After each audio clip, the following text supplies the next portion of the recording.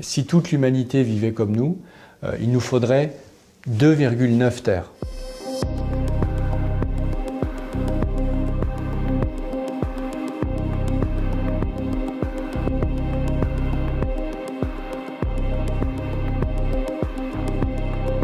Nous avons aujourd'hui un mode de vie insoutenable et un train de vie qui est 2 fois supérieur à la moyenne de l'humanité.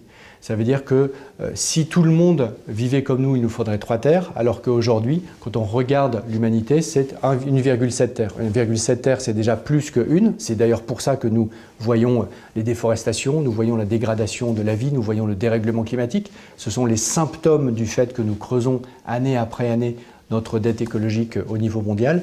Mais nous, en tant que Français, on fait 2 fois pire que la moyenne de l'humanité. Donc, on a une responsabilité encore plus forte.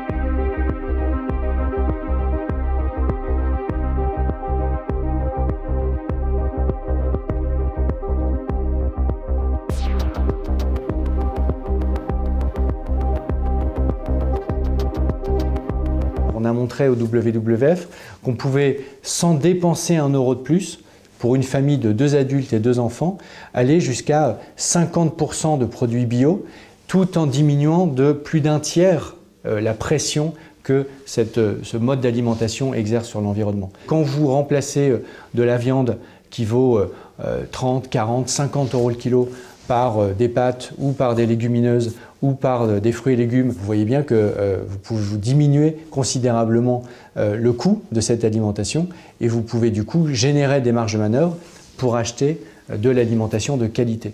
Et un des éléments très importants pour diminuer notre dette écologique, c'est passer du toujours plus au passer du moins mais mieux.